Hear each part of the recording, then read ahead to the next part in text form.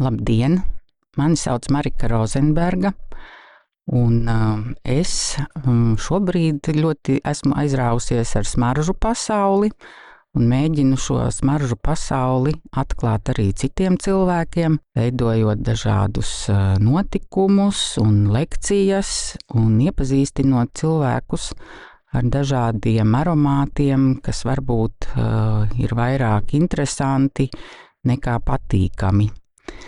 Un šodien Līga mani uzaicināja pastāstīt jums par gleznu. Gleznas nosaukums ir sarkanais un melnais un baltais. Tātad, ko mēs šobrīd redzam? Tā ir glezna, sievietes portrets, izmērā 55 x 40 centimetri, vertikālā proporcijā. Tehnika ir eļļa uz audekla, un tas ir, protams, krāsains.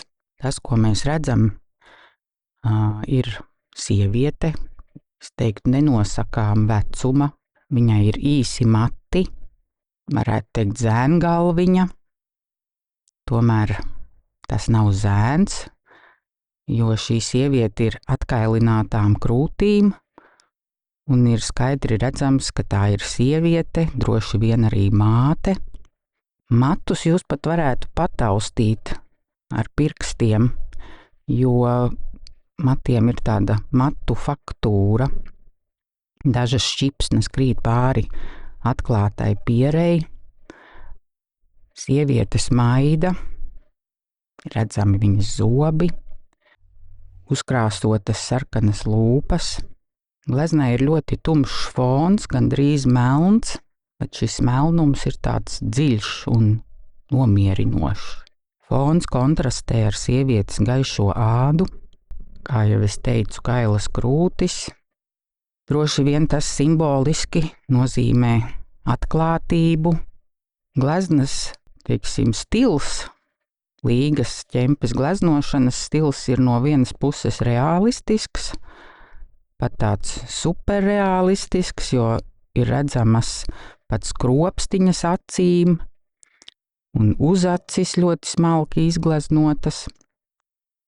Bet tāpat laikā šis portrets nav realistisks, jo Līga glezno cilvēkus ar nedaudz palielinātām galvām proporcionāli pret ķermeni, un arī acis ir ļoti lielas. Un līdz ar to šī sieviete izskatās mazliet pēc lellītes, bet mēs atpazīstam, ka tā ir rakstniece Dace Rukšāne. Dacei ausīs arī ir balti pērļu auskari, kas, protams, uzreiz liek atcerēties Vermeera portretu Meitene ar pērļu auskaru. Mēs arī zinām, ka šis portrets ir gleznots tāpēc, lai to izmantotu kā vāku Daces Rukšānes grāmatai, kas tā arī saucas sarkanais un melnais un baltais. Tātad arī šīs visas trīs krāsas ir gleznā atainotas. Ir gan melnais fons, gan balti auskari, gan sarkanās lūpas. Šis romāns, Sarkanais un melnais un baltais, ir pēdējā grāmata Rukšānes tādā ciklā, jeb tetraloģijā, kurā ietilpst 4 grāmatas. Visi šie 4 romāni par viņas ģimenes sievietēm ir saistīti arī ar smaržām, un tas laikam ir iemesls, kāpēc Līga man uzaicināja tieši runāt par šo portretu. Pirmais romāns, kurš laikam ir vispopulārākais šajā tetraloģijā, saucās Krieva āda, un tas bija veltījums Šaneles smaržām Krievijas āda, un otrais romāns saucas Džiki, kas ir veltījums tāda paša nosaukumā smaržām no franču firmas Guerlain. Trešais romāns, kas saucas Lulu un eņģelis, ir tātad saistīti ar smaržām, kas arī tā saucas Lulu no Kašarel firmas, un Angelis ir Angel, tāda slavena smarža, Terry Mugler. Un pēdējais, tātad 4. romāns, uz kura vāku savā ziņā es tagad skatos, sarkanais un melnais un baltais, tur arī ir aprakstītas romāna sižetā 3 smaržas.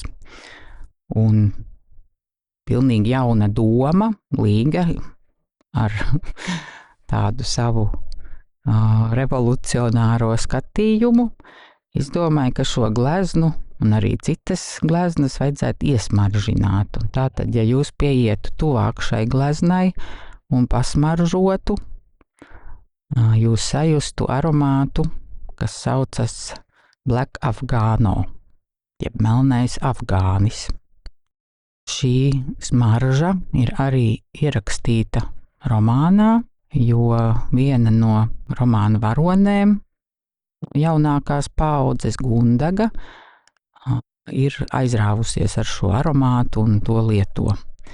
Gundaga ir tāda diezgan dumpīga meitene, valkā melnas drēbes un arī kaut kādas viņai bija attiecības ar narkotikām.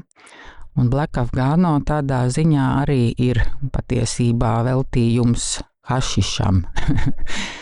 Es nezinu, vai jūs zinat, kā smaržo hašišs, bet ja jūs pasmaržojat šo gleznu ar melno fonu, tad tur ir tādas kaņepju notis, arī vēl dažas garšvielas sajūtamas, mazliet ādas.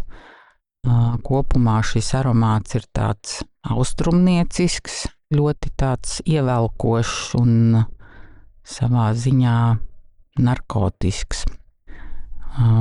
Bet es domāju, ka šī smarža vairāk attiecas uz tieši šīs gleznas melno, mazliet nolakoti spīdīgo fonu, jo pats Daces portrets ir vairāk tāda tīrība, naivums. Tas nav Black Afgāno. Black Afgāno ir veidojis tāds arī ļoti trakulīgs parfimērs Alessandro Galtieri, kurš savu zīmolu ir nosaucis Nasso Matto. Izklausās japāniski, bet tas nav japāņu zīmols. Parfimērs pats ir itālis, bet dzīvo Amsterdamā, un kopumā šis viņa aromāts ir viņa zīmola visslavenākais aromāts, un tam ir arī darināti daudz pakaļdarinājumi, un mūsdienās jau tā ir tāda, var teikt, klasika. Paldies! Es domāju, jūs varat uzkavēties pie šīs smaržas un pie šīs gleznas un izveidot savas asociācijas un attiecības ar šo Black Afgāno.